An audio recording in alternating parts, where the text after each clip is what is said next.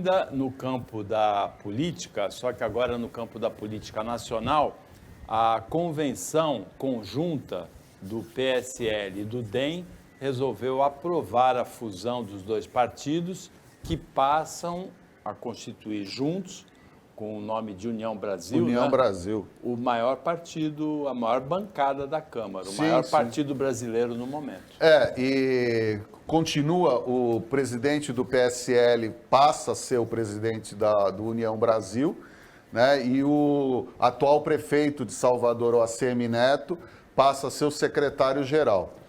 É muito interessante essa união, Paulo, porque, veja, o ACM Neto, ele quer ser governador da Bahia. Então, ele manobrou de todas as formas para o Democratas entrar nessa fusão, para ele se viabilizar como candidato ao governo da Bahia. Olha que interessante. É um estadista o ACM Neto, né? Ele pensa no Brasil, só que não. Ele fez toda essa movimentação, expulsou o Rodrigo Maia, expulsou um monte de gente para ele se viabilizar como candidato ao governo da Bahia. E, por outro lado, no PSL já está prevista a saída de 20 a 25 deputados junto com o presidente Bolsonaro, né? Porque o Bolsonaro era do PSL, está sem partido, está praticamente subindo já nas asas do PP, né? do Progressistas, e provavelmente, como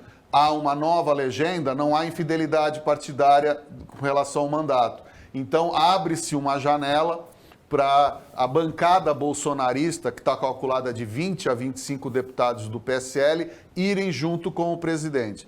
E aí vem a cerejinha do bolo, né, Paulo? Para todo mundo que está nos assistindo, aquele fundo partidário bilionário, né? Muitos bilhões que vão ser distribuídos.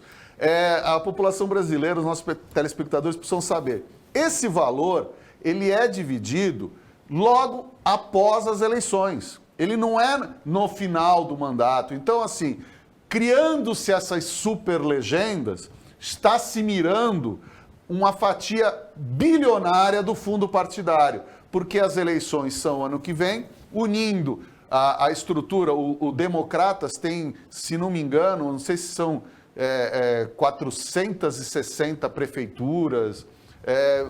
Ele tem uma estrutura, porque o Democratas, ele é, junto com o PP, o herdeiro da antiga Arena, da época da ditadura. E eles têm toda essa estrutura em todos os municípios do país. Então, assim, é uma estrutura invejável.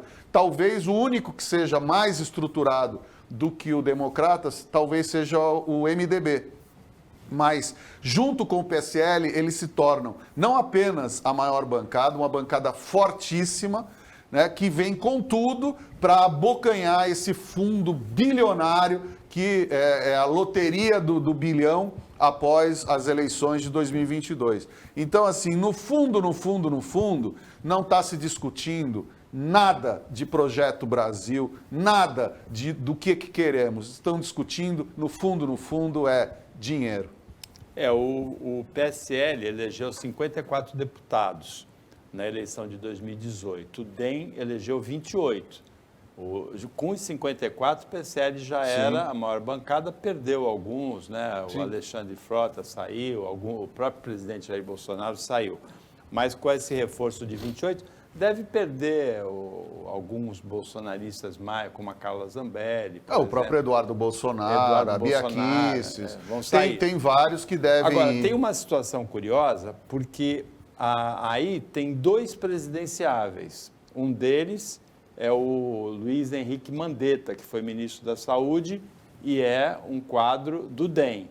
E o outro é o Rodrigo Pacheco, presidente do Senado, que é um quadro do DEM, mas que curiosamente é presidenciável, é cotado como presidenciável por outro partido, né, que seria o PSD, né? No DEM não se fala em Rodrigo Pacheco. Não.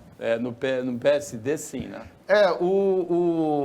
Os presidenciáveis, por exemplo, o Mandetta eu acho que não se faz.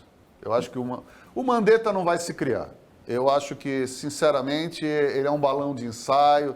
Agora, o Rodrigo Pacheco, ele é considerado aquele Golden Boy, que seria uma hipótese, uma aposta para a terceira via que tanto se busca. Pode ser, né? Agora, o PSD está cobiçando também e o PSD está também tentando se estabelecer como uma força muito grande na política. E o presidente do PSD, o Gilberto Kassab, já se colocou. Ele é um estrategista, eu reputo como o maior estrategista político em atividade hoje. Ele já se colocou contra o Bolsonaro, porque os ventos dizem que muito do Bolsonaro vai se desintegrar politicamente. O próprio PP está desesperado com a possibilidade dele entrar no partido, porque vai tirar muito do poderio que hoje ele tem. Qual é o poderio? Ficar na sombra. O PP sempre fica ali na sombra e vai amealhando. A gente não pode esquecer, por exemplo, que o PP está no governo desde o quê? De sempre. De sempre. Porque se a gente for pegar a história do partido, desde a época da UDN, das antigas coisas, o PP está no poder. Passou, e recentemente, o PP estava, e o Centrão, no Fernando Henrique, esteve no Lula, esteve na Dilma, esteve no Temer e está no Bolsonaro. Ou seja, quando a gente fala ser anti-PT, a gente precisa colocar sempre quais são os parceiros. O PP sempre esteve no poder. E é isso que o PP quer hoje continuar. Será que com o Bolsonaro ele vai continuar no poder? É isso que eles estão pesando hoje. Eles não estão pesando o Projeto Brasil. Mais uma vez, a gente precisa começar a discutir o que a gente quer para o país. Porque os políticos, de uma forma geral, não estão nem aí para a gente. O Jair Bolsonaro pode ser candidato pelo PP, e aí o PP também construiu uma bancada grande, porque a previsão é de que o Jair Bolsonaro tenha uma votação expressiva aí pelas pesquisas que se mostram até agora, no exercício do poder, na mídia, todo dia, que constitua uma bancada grande, maior do que o PP tem atualmente. É bom lembrar que o ministro-chefe da Casa Civil do governo Bolsonaro, que é o cargo político de maior importância do governo, está com Ciro Nogueira, do PP.